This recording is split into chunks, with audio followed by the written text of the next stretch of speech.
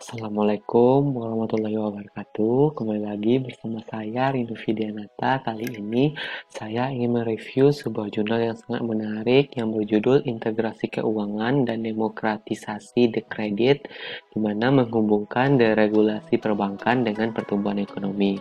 Nah, jurnal ini ditulis oleh eh, Elizabeth, Alexander, Edwin, dan Moral di Amerika Serikat. Nah, sebelumnya saya ucapkan terima kasih kepada Bapak Dr. Alphonse Satrianto, SEME, selaku dosen pada mata kuliah Ekonomi Perbankan kali ini. Nah, langsung saja kita bedah jurnalnya. Yang pertama, abstrak dari jurnal ini di mana penulis menggunakan metode pencocokan yang membangun keadaan kontrafaktual sintetis untuk mengidentifikasi saluran yang menghubungkan deregulasi bank, integrasi keuangan, dan dengan pertumbuhan ekonomi, dengan mendokumentasikan efek positif tapi bersyarat dari integrasi keuangan pada pertumbuhan ekonomi untuk mengeksplorasi efek heterogen dari integrasi keuangan di seluruh negara bagian tergantung pada mobilitas modal di suatu negara bagian tersebut. Nah, hasil penulisan menunjukkan bahwa korelasi antara integrasi keuangan dan perubahan sektor perbankan yang selanjutnya terkait dengan ekspansi penerima pinjaman.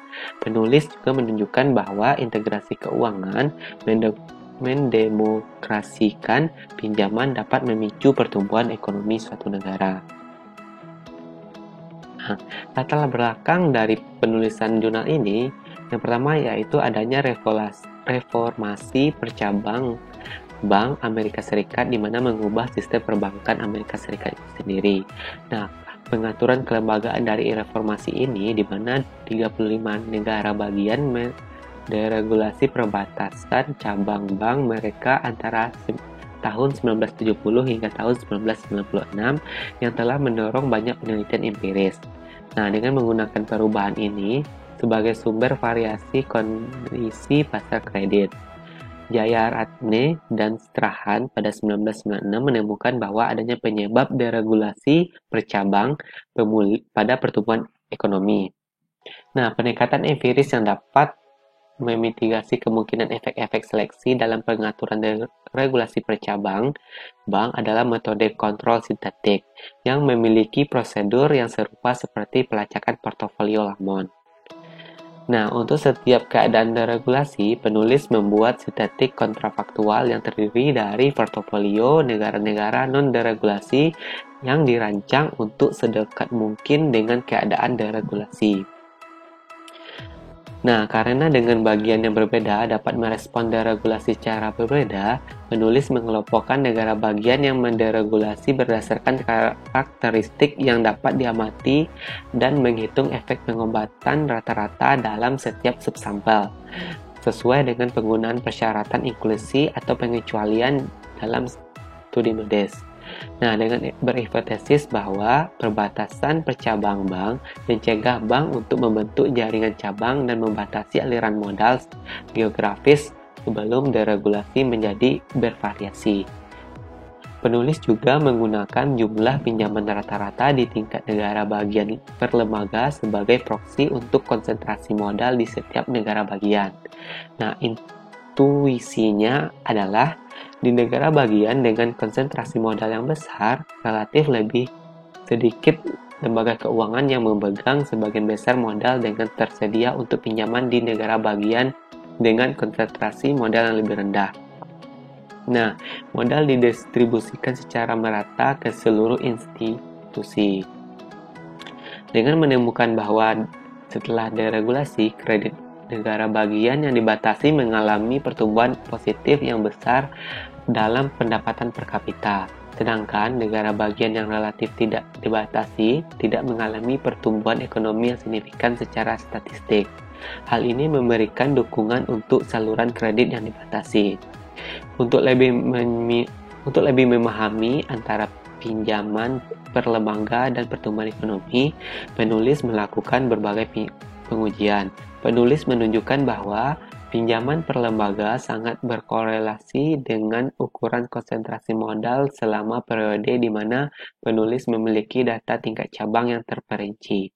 Ukuran ini berkorelasi lemah dengan fragmentasi bank dan yang terpenting tidak berkorelasi dengan waktu deregulasi terjadi. Nah, itulah latar belakang kenapa jurnal ini ditulis oleh penulis. Deregulasi percabang, bank, dan pertumbuhan ekonomi. Nah, sejarahnya yaitu pada tahun 1970, perbankan Amerika Serikat sangat diatur di tingkat negara bagian. Undang-undang negara bagian mencegah perbankan antara bank negara bagian. Nah, pada tahun 1975, Oregon dan Tennessee mulai mengizinkan perusahaan induk bank di luar negara bagian untuk memiliki bank di negara bagian. Undang-undang Perusahaan Induk Bank Federal pada tahun 1982 mengizinkan tingkat negara bagian atas akuisisi bank. Nah, pada tahun 1994, Regal Neal Interstate Bank dan Branching Efficiency Act memimpin semua negara bagian yang tersisa untuk membatalkan pengaturan percabang interstate. Nah, deregulasi biasanya terjadi dalam dua langkah.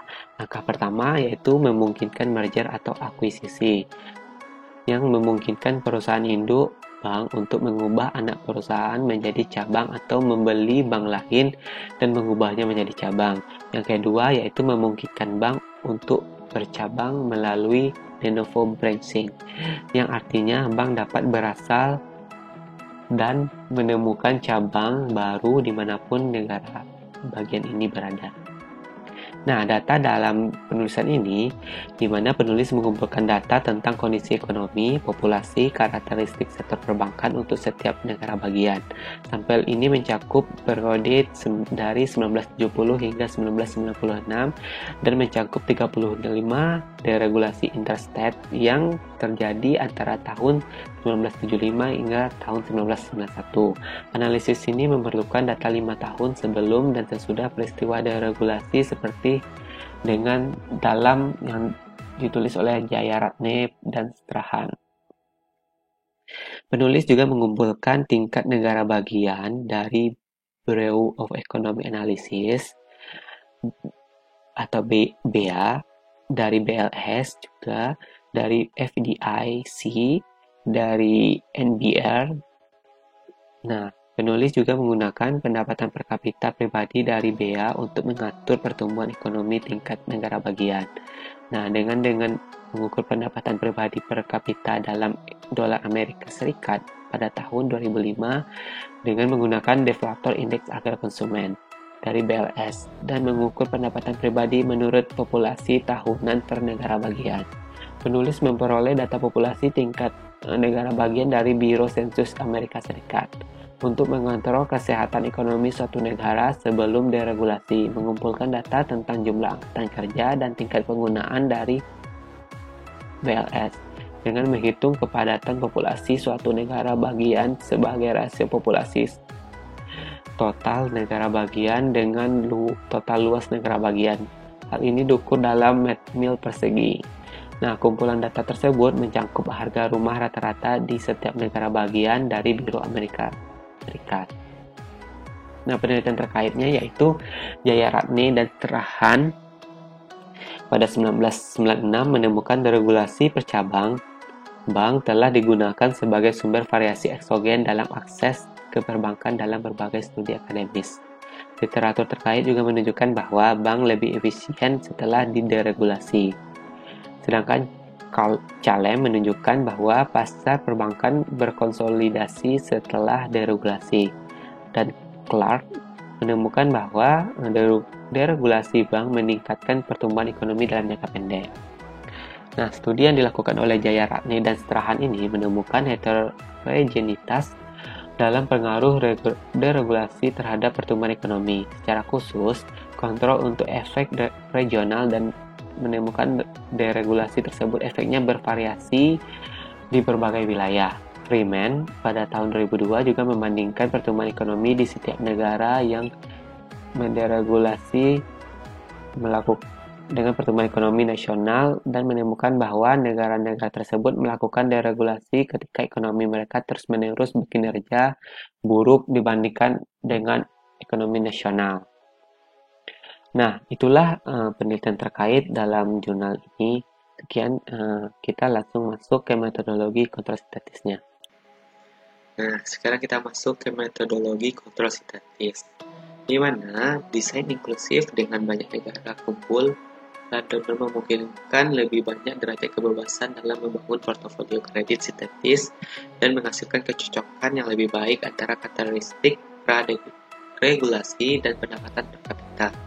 Di sisi lain, kontrafaktual yang dihasilkan mungkin berisi status kumpulan donor yang telah mengalami guncangan deregulasi yang dapat mengkontaminasi estimasi efek pengobatan. Nah, penulis menyusun kecocokan dari awal sampel hingga tahun deregulasi negara bagian berdasarkan kovarian berikut, di mana yang pertama yaitu pertumbuhan pendapatan per kapita, tingkat pertumbuhan pendapatan pribadi, kepadatan populasi, aktivitas pattern berskala, tingkat efisiensi bank, suku bunga pinjaman dan deposito, dan selisih antara suku bunga pinjaman dan deposito tersebut. Pertumbuhan pendapatan per kapita adalah tingkat pendapatan per kapita yang dinormalisasi oleh pendapatan per kapita pada awal sampel, sehingga setiap negara bagian mulai pada satu. Nah, tingkat pertumbuhan pendapatan pribadi adalah persentase perubahan pendapatan pribadi dari tahun ke tahun. Nah, kovarian ini memungkinkan untuk mereplikasi lintasan pertumbuhan pendapatan per kapita dan kontrol untuk lingkungan perbankan tingkat negara bagian. Nah, dan ekonomi serta kondisi demografis yang diukur dengan hipotesis akan menjadi penting dalam respon negara bagian tersebut terhadap deregulasi bercabang. Nah, dalam memperkirakan efek pengobatan rata-rata, pengaruh perlakuan deregulasi terhadap pertumbuhan ekonomi adalah selisih antara pertumbuhan pendapatan per kapita masing-masing negara yang diregulasi dengan pertumbuhan pendapatan per kapita dari kontrol sintetiknya pada periode pasca deregulasi. Penulis meringkas efek pengobatan tingkat negara bagian dengan memperkirakan efek pengobatan rata-rata, di mana Acemoglu dan kawan-kawan pada tahun 2016 mendukung penggunaan kebalikan dari ukuran RMSPE sebagai bobot untuk membangun efek pengobatan rata-rata. Rata-rata tertimbang ini lebih mementingkan unit dengan kecocokan yang lebih baik dan efek perlakuannya yang lebih memungkinkan untuk diperkirakan secara tepat. Efek pemulihan, di mana efek pemulihan ini ada dua efek. Yang pertama, efek deregulasi pada pertumbuhan lebih kecil dan lebih lambat dari perkiraan sebelumnya. Nah, efek ini perlakuan rata-rata dari deregulasi untuk setiap status deregulasi dalam sampel. Efek pengobatan rata-rata dan garis putus menunjukkan interval kepercayaan pada tingkat 95% dan 99%. Sebelum deregulasi, tidak ada perbedaan yang signifikan secara statistik antara pertumbuhan pendapatan per kapita di status peristiwa dibandingkan dengan pencocokan sintetisnya, yang menunjukkan bahwa pencocokan sintetis adalah kontrafaktual yang baik. Selain itu, interpretasi kausal dari efek pengobatan kurang akurat dalam jangka waktu yang lama, misalnya 10 tahun, setelah kejadian, yang dikarenakan oleh faktor perancu dalam ekonomi lokal. Oleh karena itu, kita tidak dapat menyimpulkan bahwa deregulasi per cabang bank dilakukan tanpa syarat menyebabkan pertumbuhan ekonomi. Nah, yang kedua, efek pemulihan heterogen, di mana tidak ada efek perlakuan rata-rata tidak selalu berarti bahwa tidak ada dampak ekonomi dari deregulasi ini. Negara bagian yang berbeda mungkin menanggapi perlakuan secara berbeda, yaitu adanya heterogenitas esensial. Misalnya, jika separuh negara bagian mengalami efek perlakuan positif sebesar $500 dalam pertumbuhan rata-rata pendapatan per kapita, dan separuh lainnya mengalami efek perlakuan negatif sebesar $500 dalam pertumbuhan pendapatan rata-rata per kapita, maka efek perlakuan rata-rata tanpa syarat akan menjadi nol. Nah, mengaburkan heterogenitas yang bermakna secara ekonomi. Kredit terbatas dan integrasi keuangan. Di sini ada dua juga, Yang pertama, kredit terkonsentrasi pada pinjaman per lembaga.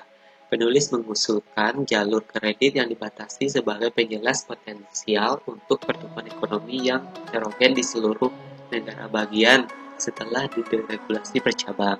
Nah, saluran ini mirip dengan gesekan integrasi pasar kredit. Premisnya yaitu friksi deregulasi menghambat mobilitas modal dengan mencegah bank memperluas jangkauan grafis mereka melalui bercabang. Akibatnya, modal finansial terkonsentrasi secara geografis sebelum dideregulasi, yang mana menghalangi beberapa peminjam yang memenuhi syarat untuk mendapatkan pinjaman. Nah, distorsi dalam pinjaman ini dapat menyebabkan kurangnya investasi dan karenanya pertumbuhan ekonomi rendah di tingkat makroekonomi. Dengan memeriksa apakah negara bagian yang memiliki modal terkonsentrasi secara geografis sebelum deregulasi mengalami lebih banyak pertumbuhan ekonomi pasca deregulasi daripada negara-negara yang memiliki modal finansial yang lebih tersebar. Penulis menggunakan pinjaman rata-rata per bank per lembaga sebagai proksi dari konsentrasi modal di setiap negara bagian. Secara teori, pinjaman per lembaga dapat mengukur permintaan peminjaman dan konsentrasi bank. Namun, penulis menggunakan sebagai proksi untuk konsentrasi modal karena sebagian besar bank memiliki satu cabang sebelum deregulasi bercabang dilakukan. Yang kedua yaitu saluran pertumbuhan ekonomi. Deregulasi ini dapat mengakibatkan lebih banyak persaingan antar bank, mengakibatkan perubahan dalam efisiensi operasional dan profitabilitasnya. Nah, dengan mengukur efisiensi bank sebagai rasio biaya non-bunga terhadap total aset, intuisi di balik ukuran ini adalah bahwa sumber daya yang dibelanjakan untuk pengeluaran non-bank adalah permohonan dan pemborosan, dan pengurangan biaya ini meningkatkan efisiensi. Perubahan persaingan dapat mempengaruhi keuntungan perbankan. Nah, penulis menguji apakah bank merealisasikan keuntungan lebih tinggi atau menggunakan tarif yang lebih rendah untuk peminjam. Nah, pertanyaan yang wajar adalah jenis peminjam yang mana yang diuntungkan dari peningkatan pinjaman setelah dideregulasi. Nah, penulis ini berfokus pada peminjam individu dan komersial berdasarkan klarifikasi dari FDIC. Nah, dengan menunjukkan bahwa peminjam komersial di negara bagian dengan kredit terbatas menerima lebih banyak pinjaman per kapita, sedangkan peminjam komersial di negara bagian tidak dibatasi dan tidak mengalami perubahan dalam pinjamannya. Nah, untuk kemandirian bersyarat dari desain kecocokan, hasil atau kualitas kecocokan, dan status perawatan, di mana pilihan desain penelitian kontrol sintetik, misalnya jumlah negara bagian dalam kumpulan donor, dapat mempengaruhi kualitas kecocokan, yang pada gilirannya mungkin terjadi dengan ukuran efek perlakuan. Penulis menvalidasi pilihan desain ini untuk hasil utama dengan menunjukkan bahwa kualitas pencocokan tidak terkait dengan jumlah negara bagian di kumpulan donor dari efek perawatan. Ini tidak terkait dengan kualitas perbandingan atau kualitas pertandingan. Seperti yang diharapkan, kumpulan donor yang lebih besar menghasilkan pencocokan yang sedikit lebih rendah, tetapi tidak ada karakteristik negara bagian lain yang berkorelasi dengan pencocokan ini. Tidak ada rangkaian status yang dapat diprediksi secara sistematis yang memiliki kecocokan berkualitas lebih rendah.